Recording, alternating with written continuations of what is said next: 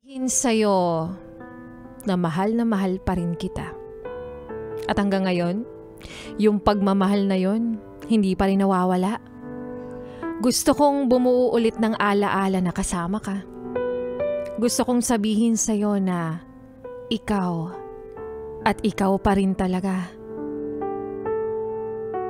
Pero mukhang huli na ang lahat para sa akin.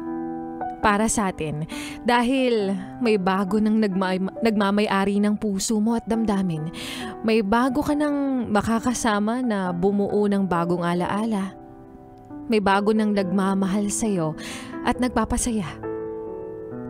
Naiisip ko lang kung sana hindi ako sumuko noon, no? Baka ako pa rin yung kasama mo at mahal na mahal mo pa rin hanggang ngayon.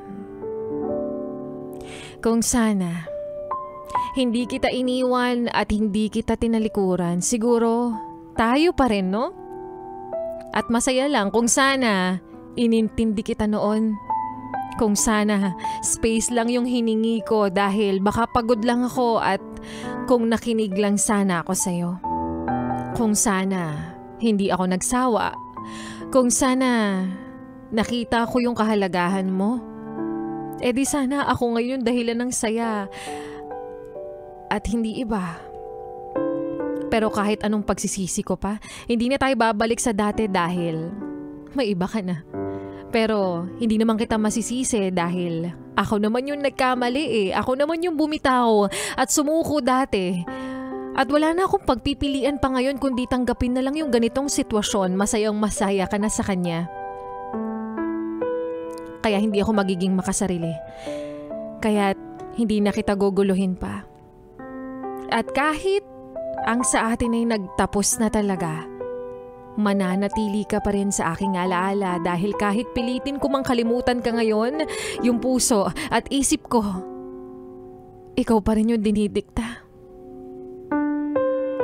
Magiging sapat na muna ang ating mga alaala. Magiging sapat para kahit sandali sa akin ay magpasaya.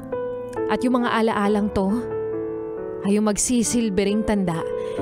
Tanda na ang pag-ibig ko o ang pag-ibig ay hindi sinusukuan basta-basta. Sa halip dapat pag-isipan muna at kung napapagod, pahinga lang yung kailangan at hindi solusyon ang hiwalayan.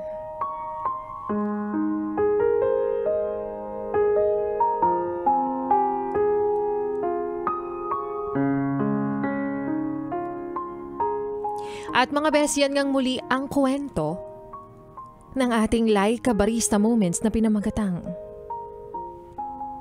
Kung Sana.